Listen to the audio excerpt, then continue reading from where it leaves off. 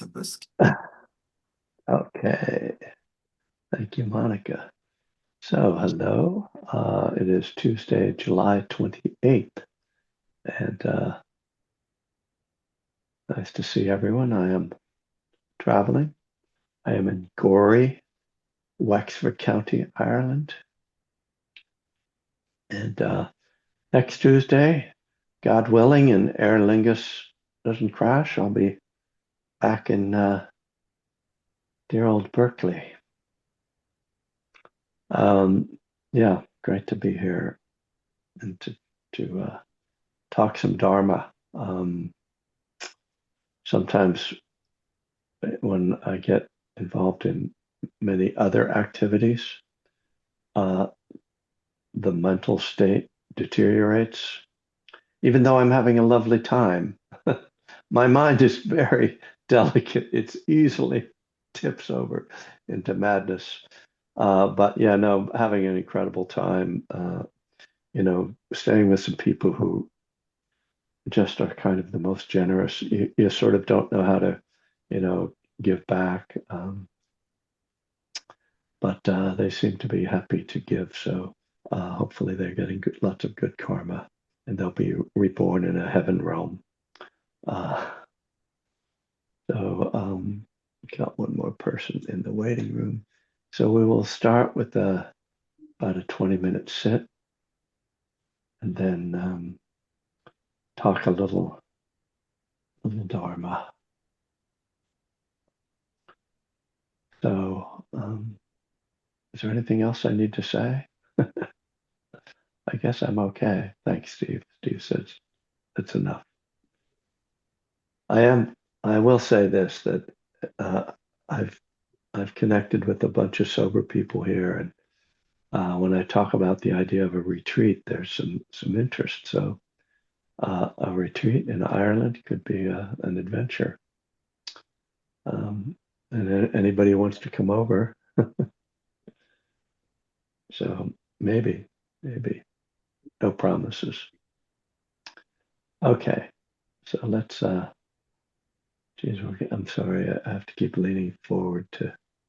Uh, yes, Carolyn, you will come. Thank you. I try. I believe that.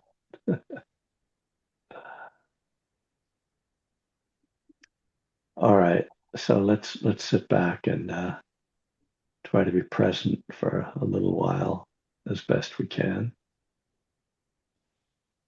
So just connecting with your body, with yourself, the present moment.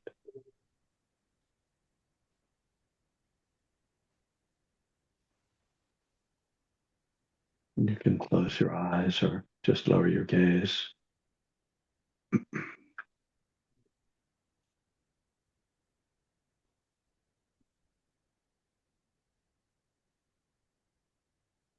Or even to notice what what are you aware of first when you begin a period of meditation. Do you notice your body? Are you aware of your mood or your emotions? Are you aware of thoughts?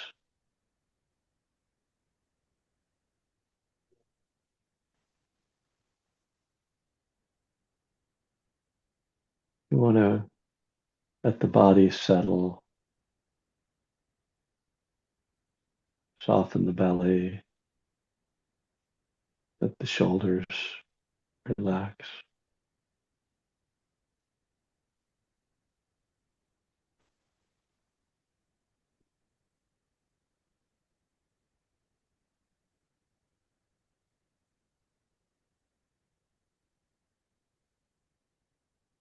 Actually, it can be helpful to consciously loosen the jaw. It's one of the places that we can wind up creating tension.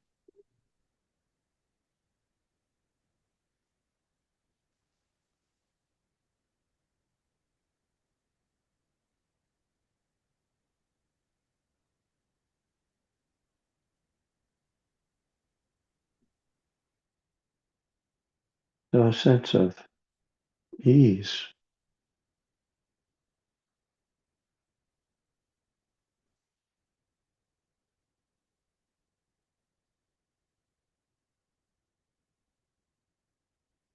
turning toward the breath,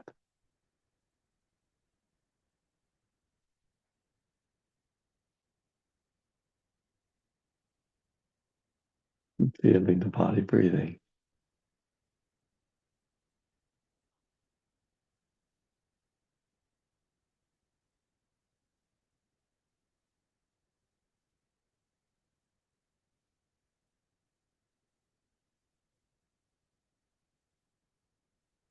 Where, where do you feel the breath?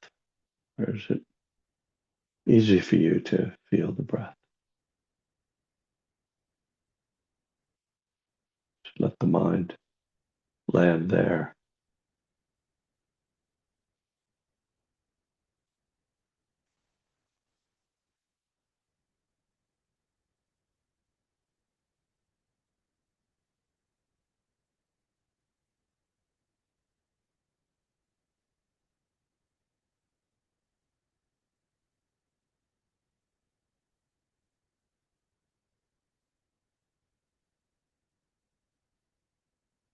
Just following the rhythm of the breath.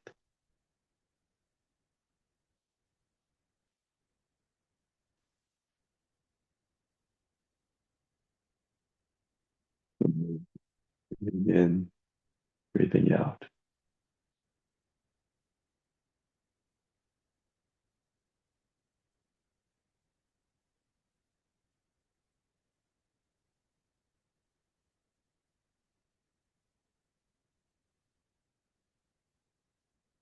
Oh, at first we a little more effort to feel and put the mind on the sensations of breath.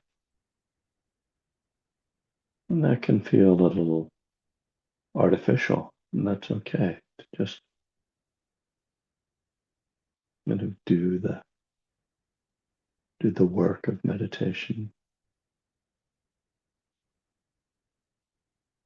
We can develop some ease, calm, and it becomes more natural.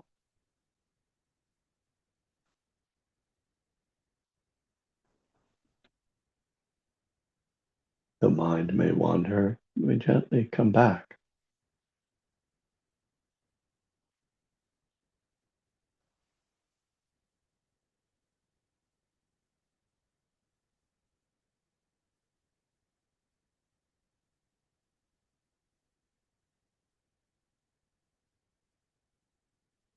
Not setting up goals, trying to achieve anything.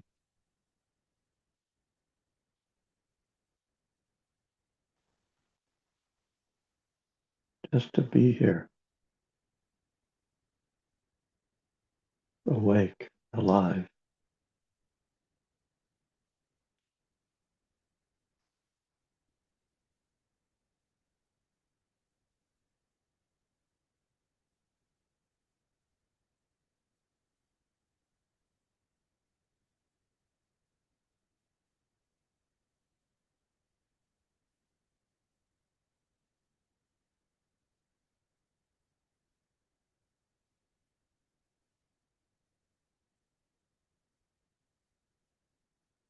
And sometimes a pleasant feeling will come. We can sit with that, just take that in fully. Don't have to avoid pleasant feelings.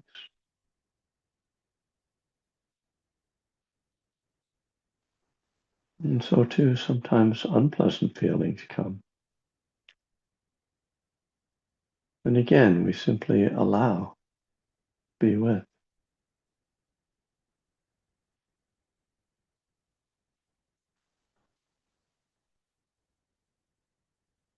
There's no fixed experience, no fixed feeling. Just as the breath is in constant motion, so too is the mind, the heart, the energies, sensations, and feelings in the body.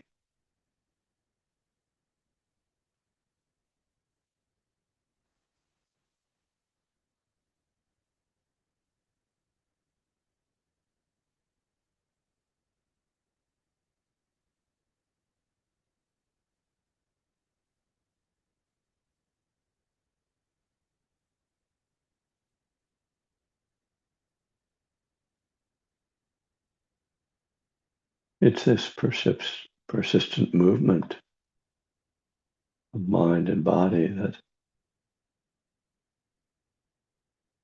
makes stilling the mind or coming to quiet or stillness challenging.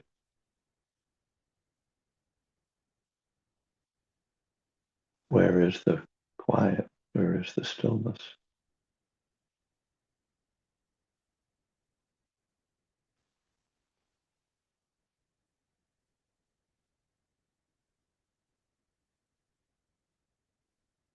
Sometimes we'll get a glimpse or a sense. We'll realize that there's a stillness beneath the movement, something innate, something natural.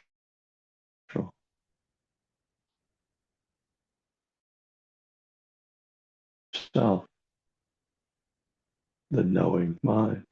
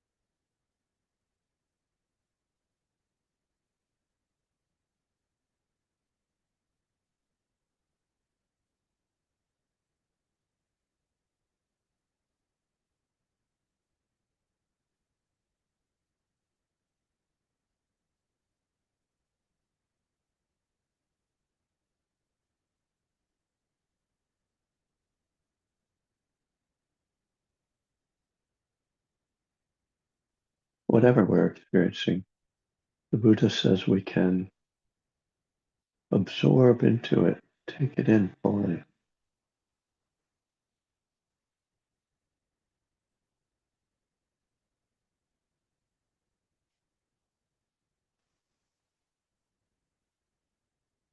without analyzing or judging,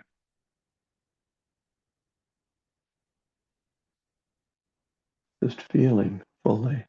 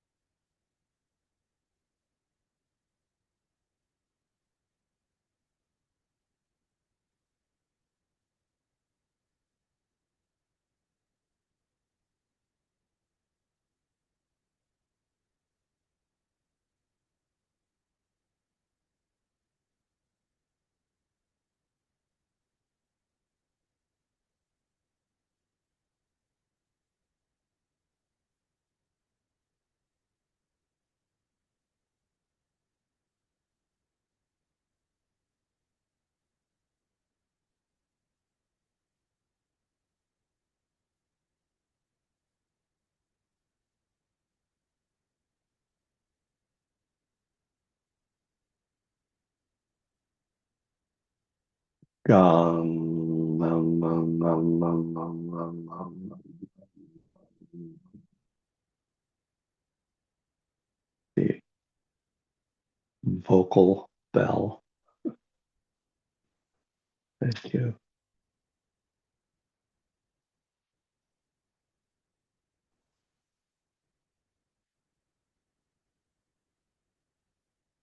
A couple of Dharma topics on my mind. I guess the one that stands out for me, I had this perfect experience of seeing how self-consciousness and like I interferes with my awareness.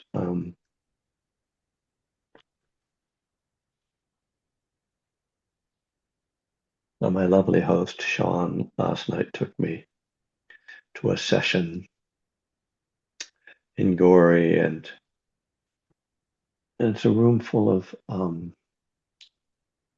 families, really. And in the front, there's two women with harps, and they're encircled by fiddles and flutes and guitars, and there's a piper, tremendous piper. Um, and then out in the audience, there's kids. I mean, some of them in this circle are the kids, but some of the kids are out in the audience. Little girl with an accordion, so there were little accordions too, and you know, harmoniums, a lot of whistles. You know, the kids start out on the.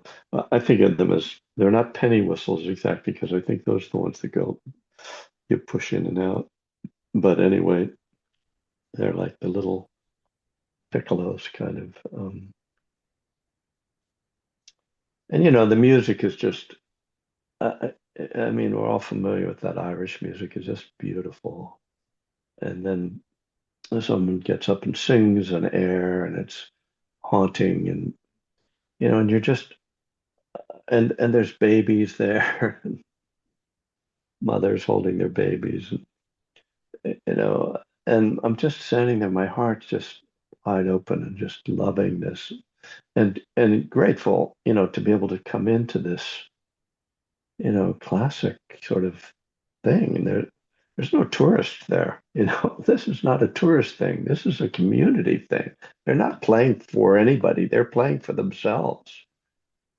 And so I'm just really, you know, I feel very there. And then Sean says, "Well, we'll go back here." So we go to the back of the room, and there's a fellow who's taking some money, and Sean gives him some money. And then Sean says to him, "Well, you know, my friend here is from California, and he's a musician. Oh, you have to play. You have to get up and play." And I was saying this before, I guess before the recording. And I am a musician. I'm, you know, quite competent musician, and you know, and part of me is like, oh, this would really be fun, you know, this would be kick.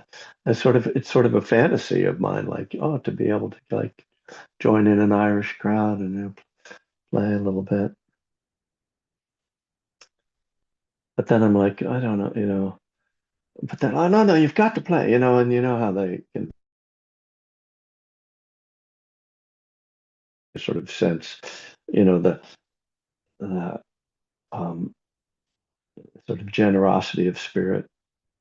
So I'm like, okay, sure, I'll get up and play something. Oh, yeah, we're going to put your name down because they've been doing sort of a group thing, and then the individuals start getting up and doing different little things. And a little girl gets up and plays something, and a boy plays this great thing on the whistle, and someone sings a beautiful song. And then they're like, okay, Kevin Griffin from no, but before that, so now I'm not listening. I can't hear it anymore. My heart is not open anymore.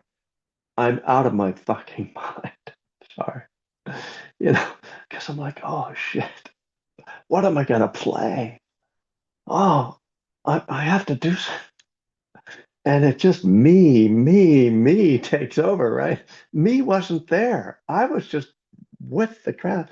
But now I am going to perform. I'm going to get in front. What am I going to play? What are they going to think about me? Me. Oh my God. it was just so blatant. It was just black and white. Self, no self. And boy, self is a lot more uncomfortable than no self, you know. So, I was, of course. I mean, I borrowed somebody's guitar, I retuned it, put it into G tuning, just run through all this stuff, and it was good. People, I don't know what people thought. I think they probably enjoyed it, I'm too embarrassed to look at them, I can't. When I perform, I don't look at the audience. I'm too nervous or whatever. I'm shy or something. Anyway, it was great. But I thought, boy, there you are. That's such a great example of how self-consciousness and thinking about yourself ruins your life.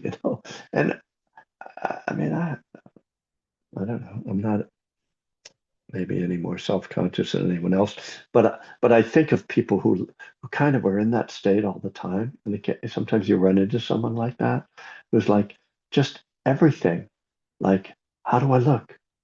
How do I sound? You know, and so I'm grateful that I don't feel that. I said to myself, self, if they invited me to do a guided meditation, I would have been perfectly relaxed and happy. That would have been fine. But the guitar is like something that it goes back to my youth and self-consciousness. So interesting. And you know, it, and the thing is, you know, I I know what's happening. You know what I mean? But I can't turn it off. I'm there. I'm not enjoying my listening to the music anymore because I'm so self-conscious. And I'm like, I should stop. But can I do that? Do I, it's like powerless, right? Powerless over the ego. Once the ego gets flipped, it's like, okay, we're not. So interesting. So I was grateful when it was all over, but it lingered, of course. It lingered. And I had like a terrible dream about not about performing, but about just one of those dreams. Oh, I forgot this. I've got to go back. I can't get back. The elevator's not working. And I know it was just still just more about it was self. It's just once it gets going. I mean, I see why I used to have to drink when after my gigs, or during my gigs. It's just- Anyway, I guess the other thing, if I think about like what Dharma topics have been on my mind, because that's what I kind of try to bring here. The other one was, the worldly winds, which you may know. And the worldly winds, it's traditionally eight things, and I'm not sure I even remember all eight, but it's gain and loss. Um, I guess gain and loss, pleasure and pain, fame and ill repute, and then there's another one that's just kind of like that. Praise and blame, praise and blame. That's the one people usually talk about, praise and blame. But I was thinking about it, I was like, well, you could just keep going with that, you know. There's lots of, win or lose, happy, sad, angry, loving, just and it's just it's teaching on impermanence, right? And how important it is. And to remember that whatever is happening right now, it's going to change and the opposite will come. I remember Ajahn Amaro. I've mentioned this before, but when he published his book, Small Boat, Great Mountain, just probably 20 years ago. So I remember him giving a talk, and this was a book that I loved and was very influential for me. As kind of just ate it up. And he said, yeah, he was talking about praise and blame. He said, a lot of people have told me they love that book and that, people are very happy with it. But he said, I got an email from uh, a monk in Thailand. And they said, you shouldn't be, this is, this is very wrong what you wrote in that book. You shouldn't be doing. because he was comparing uh, the Thai forest tradition to the Tibetan Dzogchen tradition, and which is what makes it a really interesting book. But this person was like, no, no, no, no, that's inappropriate, you know. Well, okay, you know, here we have Janamaro, who's at that time was probably a monk for 30 years, and you know, an abbot of a monastery, you know, who gets a lot of praise. But there was some blame slipped in there, you know. Um, but yeah, I mean, it's one of the things I do to get through difficult moments. Is remember, oh, it's bad right now, but it's going to be over. You know, probably a couple hours. And yeah. Yesterday my hosts took me on a lovely drive down through Wexford, and went to the town of Wexford, which is kind of like Galway. Actually, has one of a walkway through the town. You know, no cars, and with the old buildings, you know, and the old signs. What was there was a pub called the Undertaker, and the other window in one of the windows it said husband daycare center. So you know, a little sexism, but you know.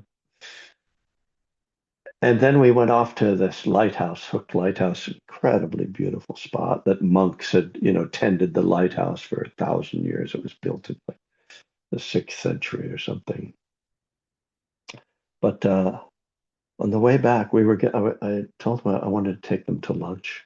So, but by now it's getting to be like 3:30, and I'm starving, you know. But and I'm thinking, you know, if I were with my wife, I'd be whining and complaining. But I'm just with these people I don't know very well, but I didn't feel as irritable. Not only did I not behave badly, you know, but I didn't feel as bad that I think I would feel if I had been with someone that I could whine with, you know, that I could complain to. Oh, that's interesting, you know, because like our minds, you know, we we adjust to the circumstances. And if I'm in the right circumstances, I could just complain all day long. But if I'm in the wrong circumstances, I behave very well, you know, very civilized. So, because I was thinking, oh, well, I'm hungry now, but in a little while, I'll be full. And it was kind of like the praise and blame. It's like the worldly winds. Well, I'll be full, and then you know, I'll probably be thinking. And after I ate, I felt like I thought, oh, I think I might be getting food poisoning. You know, I wasn't, but of course, but you know, it was like, oh, I was really hungry before, and now I've too much food. So it's a lot like praise and blame and fame and ill repute. Uh, and it is just such a thing, it's such a simple thing to remember. It's not Buddhist, right? Impermanence isn't Buddhist. Remembering impermanence isn't Buddhist, but it's something we talk about a lot. And it is a great just cure for so many things. You know, I'm not much of a traveler. I don't generally, historically, let's say, I have not been someone who wanted to I wanted to travel when I was 19. And it feels a bit like that right now because, you know, traveling alone, you tend to meet people, and mostly I've, you know, traveled with my wife. So, but you know, I'm finding when you travel, you know, you're always running into a lot of highs and lows, right? Because you're not at home having your sort of ordinary daily life. You have like exciting moments, and then you have these like, oh, you're stuck on the train coming down. They were using like a commuter train, and so there was uh, no bathroom on it, no cafe, no. The seats were very small, And again, I just was like, yeah, this is really unpleasant. I mean, I got on at the train station in Dublin, the Connolly station. The train was empty. It pulled up empty. And the people at Connolly filled it. Every seat was taken. And then we made nine more stops before we got, no, I think it was six stops to get out of Dublin. So people were standing and crowding in. I thought, yeah, this is really unpleasant. This is unpleasant, Baden. And in 2 hours I'm going to be off it, so it's okay. You kind of do it on retreats too. But I mean, in a way, it's just maturity, isn't it? Uh, I was, and I'm not famous for my maturity level. I will say that reminds me that when I first was in touch with this uh, my host here is a friend of a friend, and someone put us together through email. And he said, "Oh yeah, I'd love to take you out and play golf. I'll take you out to play golf, and you can stay with us." And he said, the Irish, when we play golf, you have to have two pints of Guinness before you go out to play. And I didn't want him to have the wrong impression. And so I just kind of like, I want to let you know, like I don't drink. And he was sort of apologetic. I was like, no, no, don't apologize. It's fine. You drink.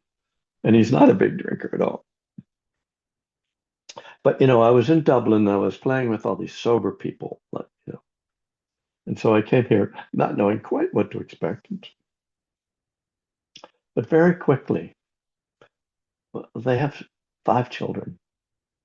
And very quickly, I found out that their youngest is an addict and they've had a terrible time with and because, I'm very open about myself and what I do and one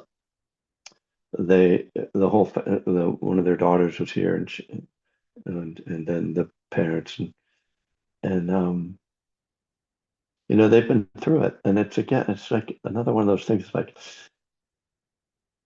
people, you know, outwardly so often are just, try to look like they have normal lives. I mean, what's normal, right? Turns out addiction is normal.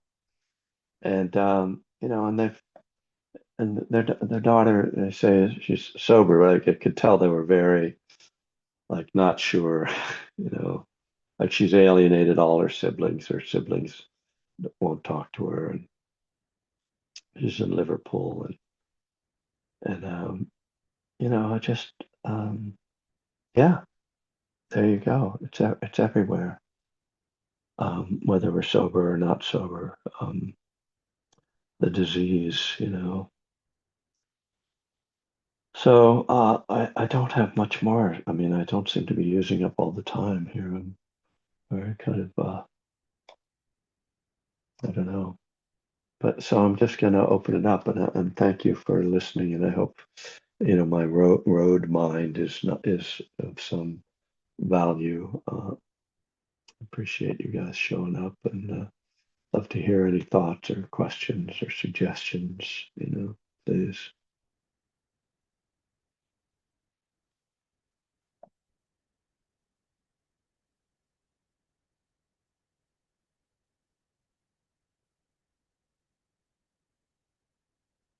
I know it takes a minute for people to decide to speak. So there we Um, go. Mary okay. Helen. Yeah, you go next, Monica. Mary Helen. Yes, hi. Hi, Kevin. I just wanted to share that my granddaughter has 3 months sober tomorrow at 9. Woo! So people are still getting sober. Yeah, that's great. That's really lovely to hear. I'm glad to hear it. Yeah, it is so interesting, right?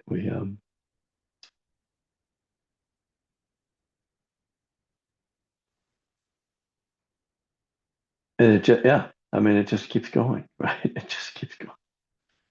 I have all these nieces and nephews. sober. And it takes people a while, of course, you know. When you're young, you know, you think, well, I'm just having fun, you know. And later on, you realize you're not having fun anymore. So, um, but I mean, the most important thing to me is just being willing and willing to do it. You know, if you, uh, there's so much resistance and so much people believe or think that there's stigma, and then you know, I'm sure many of you feel this way, that when you finally made that decision, it was like, oh, what a relief, you know, just, oh, this is so much easier. I was fighting with this idea. Oh God, stop drinking. Oh God, what'll my life be like? It'll be terrible. Yeah, go ahead, Monica. Thank you.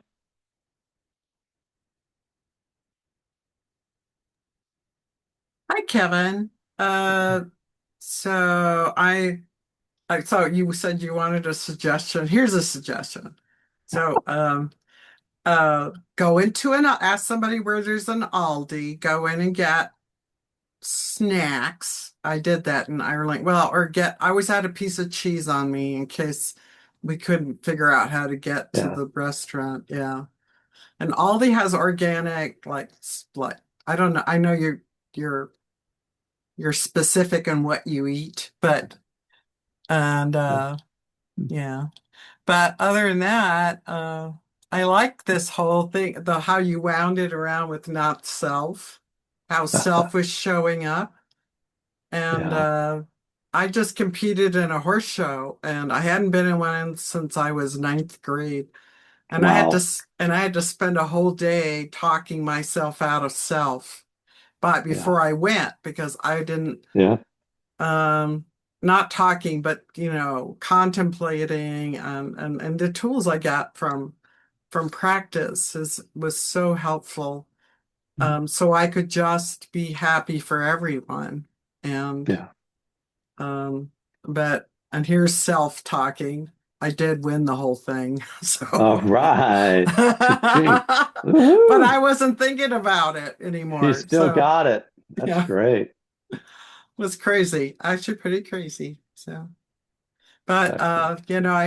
I very much enjoyed how you turned that around. So thank you for sharing your life with us while you're over there. Well, I mean, this is why, you know, when I say to myself each morning, I take refuge in the Dharma. Hmm. What Hmm. I mean is that I'm going to try to like use whatever happens as a way of, uh, you know, to try to see it through that lens. And as I say, it doesn't necessarily mean that I manage the situation better, but I do understand it.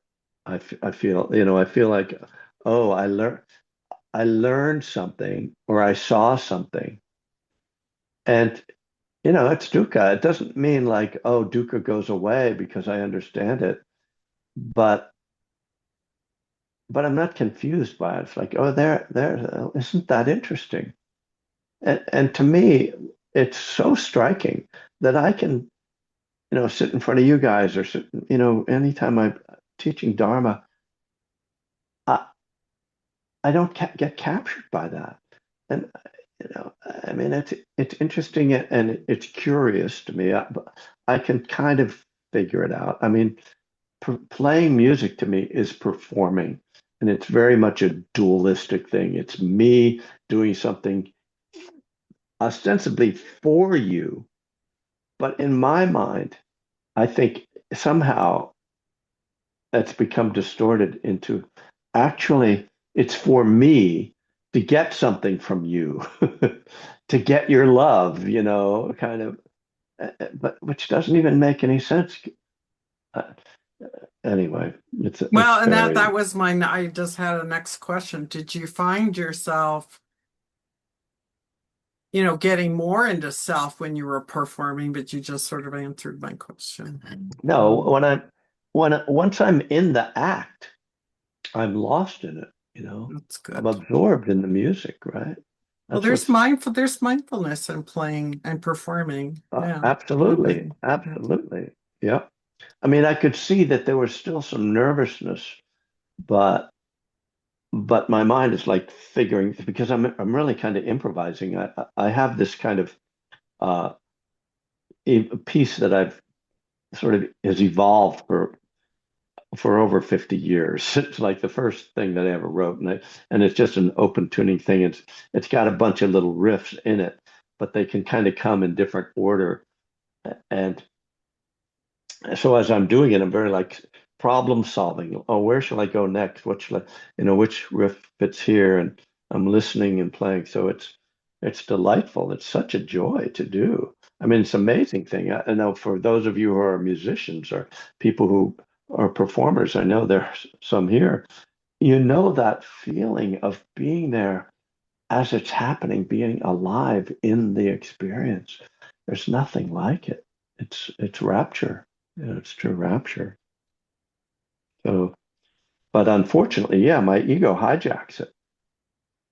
So anyway, letting go of that. Joni Lane, hello, see you.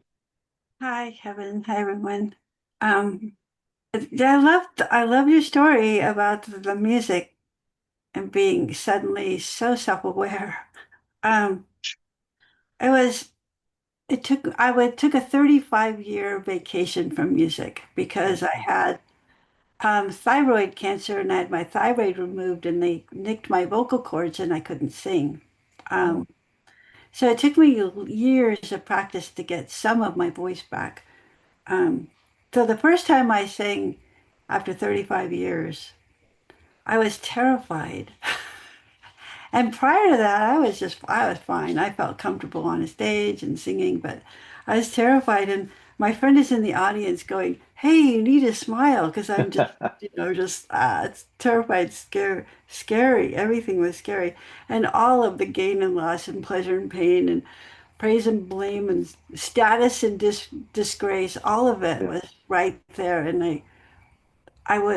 I was okay at the end of it because like you were saying, once you get into it, you start feeling yeah, comfortable and more at home, but wasn't that comfortable at first.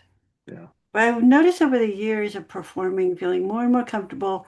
And when I got to those places of, I don't even care. I'm just going to sing and enjoy it and have fun. That's when the audience was most receptive yeah, because I got out of my own way. I got out of the yeah, whole ego thing. It wasn't right in my face. yeah, And I think that what you were saying about looking at things isn't that interesting? Has happened more and more since that when I can see things and go, huh, wow, that's interesting. yeah, I'm stepping away from the ego and just looking at it in order to learn, in order to gain a better understanding.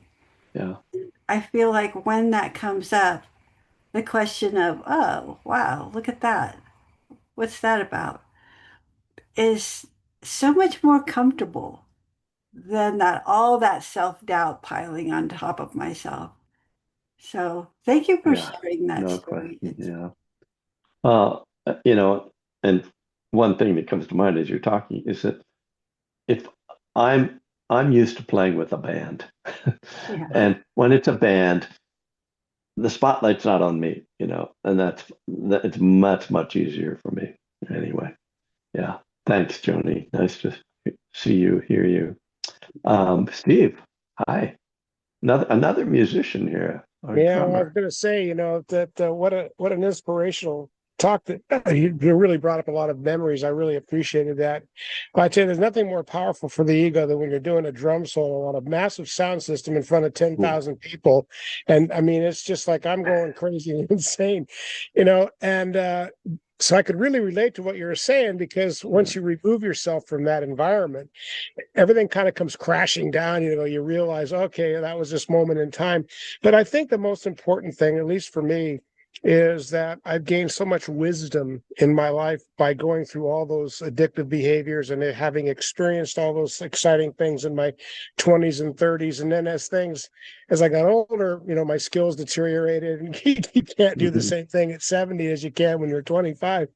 But mhm, No, I could really relate to that whole idea of getting to self and the arrogance and the ego. But now it's like I'm really grateful for having those experiences. It's really Yeah.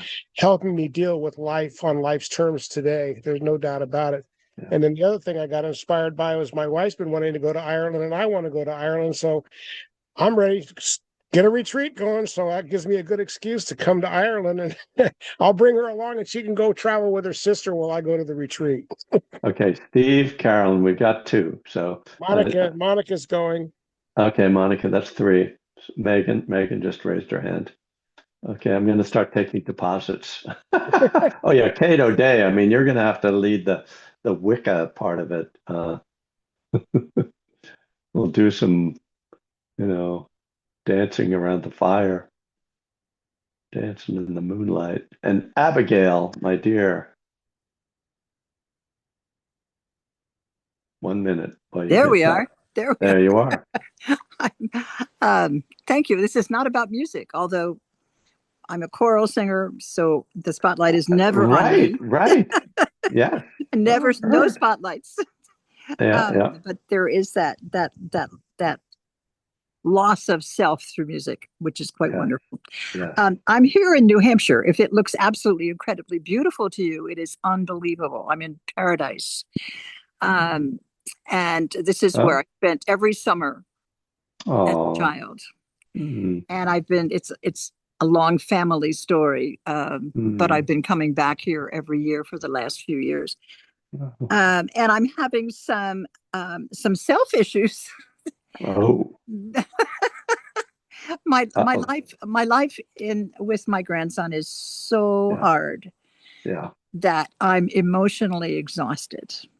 And I've just come to realize that. So I'm here recovering from emotional exhaustion. Yeah. And so that's going on. And I want to stay here. I can't be here because I want to stay here, if that makes any sense. I don't want to leave. I want to stay here forever. So that means I can't be here now. Right. And it was so good to be able to sit out here on the porch. And the breeze, you kept talking about worldly winds. And as you would say, worldly winds, this incredible breeze would be coming up. It's absolutely beautiful. But gosh, it's hard to find this self and to then let go of this self. Yeah. And it's, I want to hold on to it when I find it. Yeah. Or I want to hold on to something that's going to give it to me. It's, I also have a lot of family, so we have a lot of that kind of self too, which is really interesting. It's very interesting. Well, they make you into a self as well. Right. Yeah. And my because of Lucas and his particular sort of autism, the title of my book, my daughter says, is "I am not who you think I am." Mm-hmm. Yeah. And that's very much what I'm feeling right now too. Yeah. I'm not who I think I am. Right. But thank you so much, everybody, for being here, and thank you bringing us off the cushion into life, Kenan. Yeah, thanks for joining in, Abigail. It's good to see you. I'm glad you're getting some rest. And however, just take care of yourself, as best you can. So beautiful, so incredibly lovely. New Hampshire is fabulous. Yeah. Almost as nice as Wexford. But no cousins. All right. And Carolyn, we'll wrap it up with you.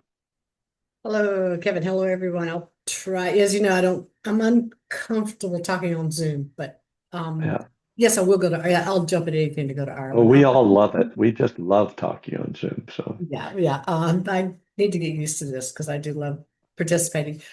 Yeah. What triggered me to put the raise hand button was the self and no self, because I just came back from a couple of days. I went to the coast in North Carolina by myself with my dog. And every time I do this daily around here, also at home, but it's that I'm always battling, so self-conscious of myself when I'm not working. Yeah.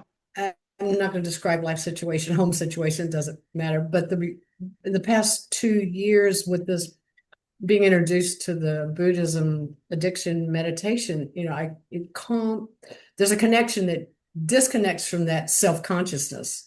And I like what you said. You didn't say let go. I always struggle with that word. I love your take on step 6 and 7, by the way. It helped me understand the letting go. But I like what you said. I wrote it down. It says how the self-consciousness just ruins your life and you can't stop it. Right. You can't just turn it off just because No, you know it's there. yeah, and it's there. But what happened, particularly yesterday, in one of my walks where I was, and I realized oh, the mood is back. I feel good now. I feel connected. I feel like who I am. And as I'm walking, I'm going, this comes and goes, but so does the other side of me. It comes, but I never noticed that it goes until, and I remember there's something else that you've said in the past or that I've read recently that makes this connection so I'm taken as I am slowly coming along. And I have a lot of doubt. Should I be meditating? I don't know. It's so hard. I don't know too many people that do this, blah, blah, blah. But what I just heard now, and yeah, I'm coming to Ireland. I'm also seeing you in September when you come to North Carolina. But Very good. yeah, thank you very much. It kind of wrapped up my weekend that I spent by myself with my dog, but not necessarily. There were times when I wasn't just into myself, and it was. I'm seeing that life is getting better. It's working. It's working. So something's working. I'm just going to continue. So thank you. Good. Thank you for chiming in and just, I mean, that self-consciousness, it's Mara, as they say. And yeah, we can't just turn it off, but we can, if we're aware of it, we can feel it and know that it's okay to feel that, and it'll pass and it's not who we are. One thing I wanted to share before we go, since I realized last week I just kind of like checked off, logged off. I saw Bhikkhu Bodhi the weekend before the past, and something came up about how he does loving kindness meditation, and he said that what he does is that he thinks about all the places in the world where there is great suffering, and particularly the war zones. And I was very struck because it's how I've been practicing for a couple of years as well. So I just offer you that maybe right now, just to reflect on the fact that there are people who are in great danger and under terrible circumstances, and not to dwell on that to get yourself feeling bad or guilty, but to just send love to them and hope and prayers that they may be safe and that they may be at peace and live in peace. So, as the Buddha says, radiating kindness over the entire world, spreading upwards to the skies and downwards to the depths, outward and unbounded, free from hatred and ill will. So, may all beings be free from suffering and free from warfare. And blessings. And thank you again, everybody. Really great to see you, and brings me a lot of comfort. And see you next week. See you next week. Kevin, Thank you, that's a Kevin. good way. Okay, A good way to end it today. Yeah, loving you. kindness to everybody around the world. A lot of Yeah. suffering. Yeah. Safe travels. Thank you. I'm going to end the meeting. 3, 2, 1.